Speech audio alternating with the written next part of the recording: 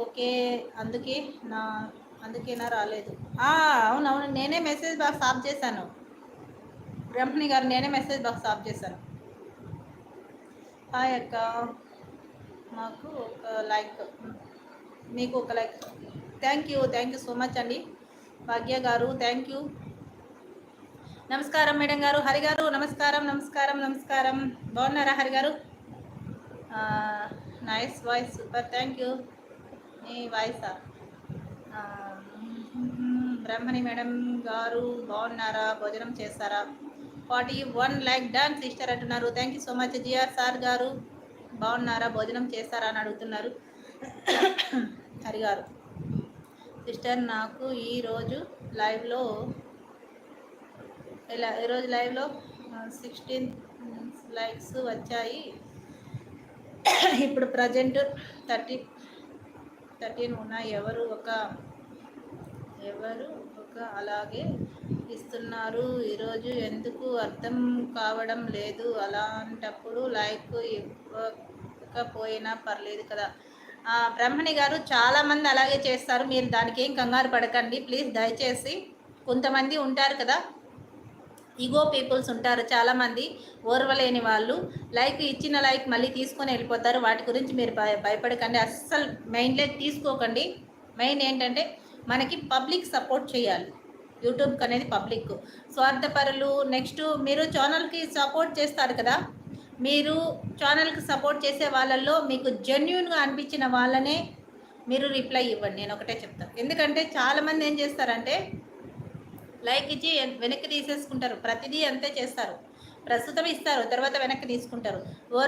ఓర్వలేని మనస్తత్వం అన్నమాట అది చాలామందికి. అది ఎందుకో తెలియదు. ఏంటంటే ఎవరి సొత్తు ఎవరు తినరు ఓర్వలేకపోవడానికి, అంతే కదా.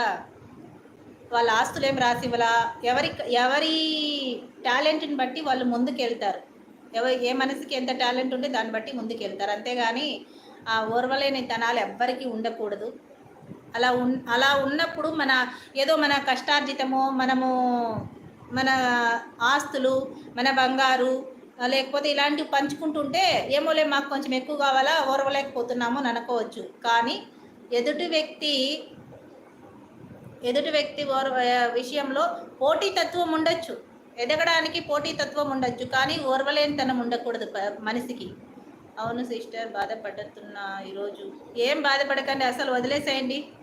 నన్ను బాగా మోటివేట్ చేస్తున్నట్టు చూస్తున్నారు. వాటిని అస్సలు పట్టించుకోకండి. ఇలాంటివి మాకు ఎన్నో జరిగాయి, మాకు తెలుసు కదా. అలాంటివి అంతే. ఇప్పుడు నాకు కూడా అంతే, ఎన్నో జరుగుతాయి. కొంతమంది లైవ్లోకి వస్తారు, లైక్ ఇస్తారు తీసుకుంటారు, అర్ధరాత్రి 12 గంటలకైనా సరే లైక్ ఇస్తారు తీసుకుంటారు. అది వాళ్ళు ఓర్వలేని వాళ్ళని ఏం చేస్తాం, ఏం చేయలేం కదా. సూపర్, చాలా కరెక్ట్గా చెప్పారు అక్క. 100 మందిలో ఎవరో ఒకరు ఉంటారు తప్పుడు కామెంట్లు పెట్టేవారు. అలాంటి వాడు భూమి మీద ఎక్కువ రోజులు ఉండడు. సూపర్, నిజమండి, సూపర్గా చెప్పారు. నిజంగానే అలాంటి వాళ్ళు భూమి మీద ఎక్కువ ఉండరండి బాబు గారు, నిజం. మీరు ఎలా ఉన్నారు? మీ ఆరోగ్యం ఎలా ఉందండి టీవీఎస్ బాబు గారు? లైక్ ఇస్తున్నారు, ఇంకా వెనక్కి తీసేసుకుంటున్నారు. అలా నాకు ఇద్దరు అర్థమయ్యారు సిస్టర్ అని చెప్పలేను. నేను న్యాయం చేసినప్పుడు నాకు కూడా అన్యాయం చెయ్యాలి కదా సిస్టర్. మీరు దయచేసి నాకులాగా ఉండకండి, దయచేసి నేను చెప్తున్నా.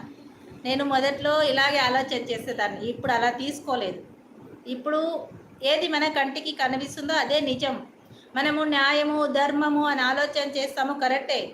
కానీ మనం చేసే విషయంలో మనకు న్యాయం ధర్మం ఉంటే చాలు. ఎదుటివాడి విషయంలో నువ్వు న్యాయంగా ఉండు, ధర్మంగా ఉండంటే ఎవరు ఉండరు.